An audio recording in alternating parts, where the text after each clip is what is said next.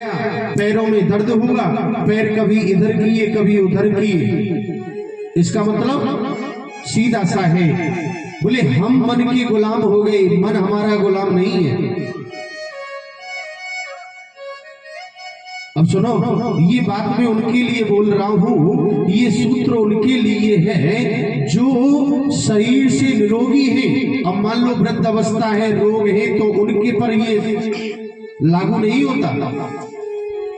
लेकिन जो जवान है और शरीर निरोगी है, वो एक आसन से बैठने का प्रयास अवश्य करे।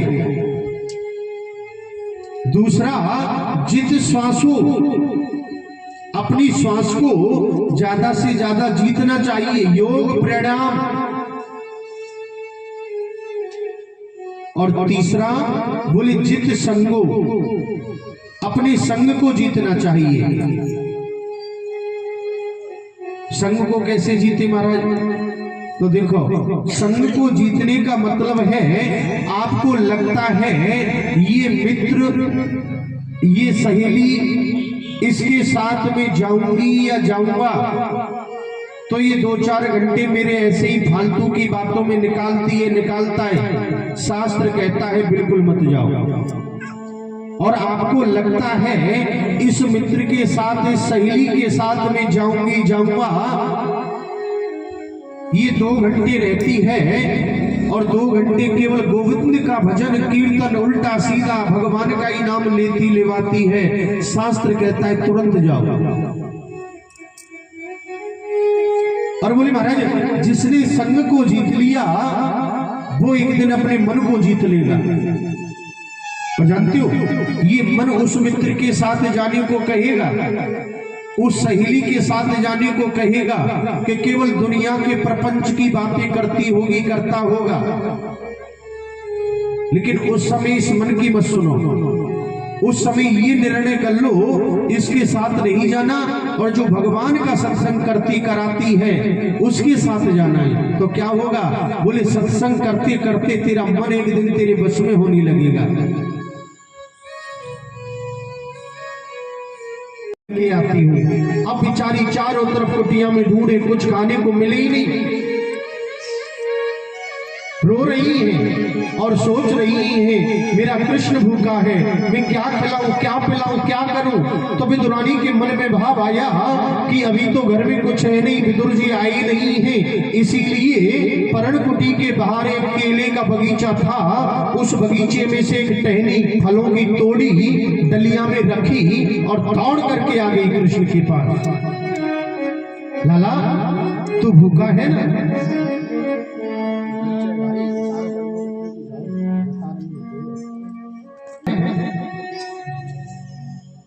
तो जानते हो, सुखदेव स्वामी कहते हैं राजन, आज विदुरानी प्रेम में रो रही है, मेरा लाला भूखा है। एक केले का पत्ता लाई पत्तल के लिए, और वो भी उल्टा बिछा दिया, और बोली कन्हैया तुम्हें भूख लगी है ना, ले तेरो बाबा गयो है, कछु ना कछु लेके जरूर आवेगो।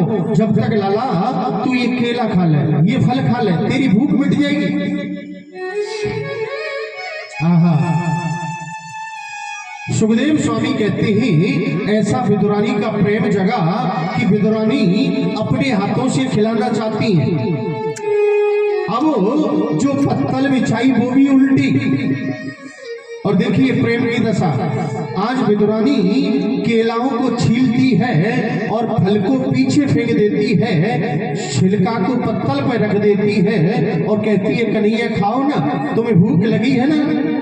आहा, कन्हैया भी नहीं देखते, छिलका उठाते हैं और खा जाते हैं और बोलते हैं काकी जी बड़ो मीठो है, और लाओ ना।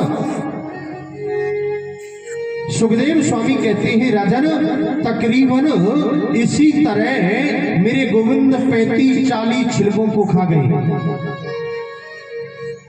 विदुरानी छील छील कर फल को फेंकती है, छिलका रखती है, गोविंद उठाते खा जाते और कहते काकी बड़ो मीठो है। विदुरानी खिला रही है और विदुर जी कन्हैया खा रहे हैं। इसी बीच में विदुर जी आ गए। और विदुर जी जाकर के द्वार खटखटाया, विदुरानी द्वार खोलो द्वार खोलो। विदुरानी दौड़कर द्वार पर गई और द्वार खोला और बोली काहे को हल्ला मचा रहे हो? आहा, विदुर जी बोले हम हल्ला मचा रहे हैं?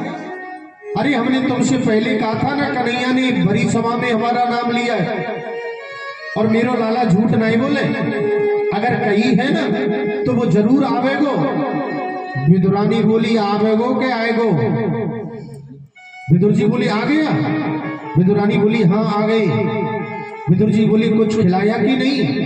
आहा, विदुरानी रो पड़ी और बोली मैं क्या खिलाती है,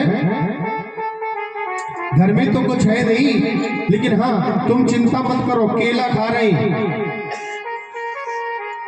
विदुर जी बोली अच्छी बात है, मैं भी दर्शन कर लूं। अब तो विदुर जी आकर देख रहे हैं भगवान केला नहीं खा रहे, तो बोले मेरे गोविंद तो केले के छिलके खा रहे।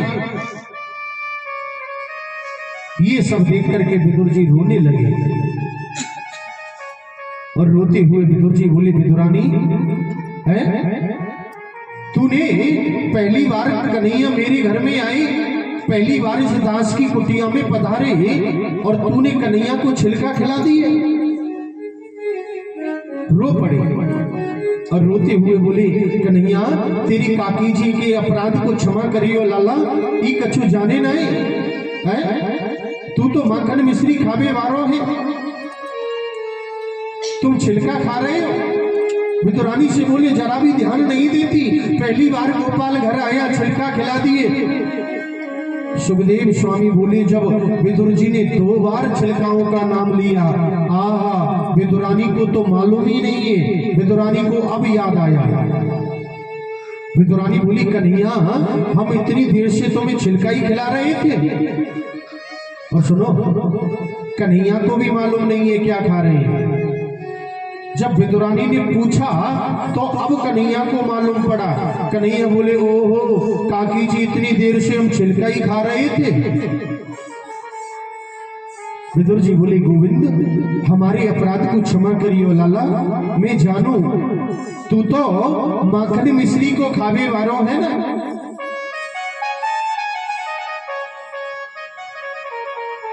तेरी काकी जी से गलती हो गई। ले लाला मैं थोड़ा ये लड्डू माखन मिश्री लेके आया हूं बाजार से, थोड़ा खा लेना। ये बात जब विदुर जी ने कही, आहा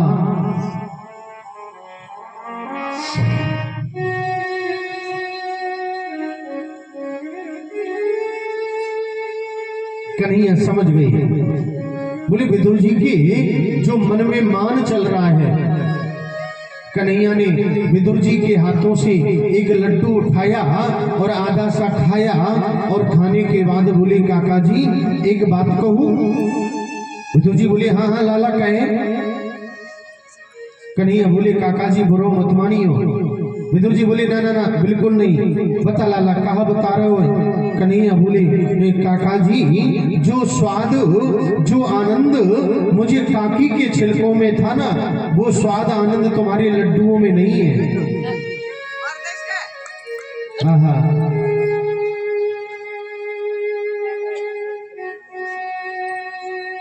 विदुरानी रो पड़ी और बोली लाला यही तो तेरी मान्यता है?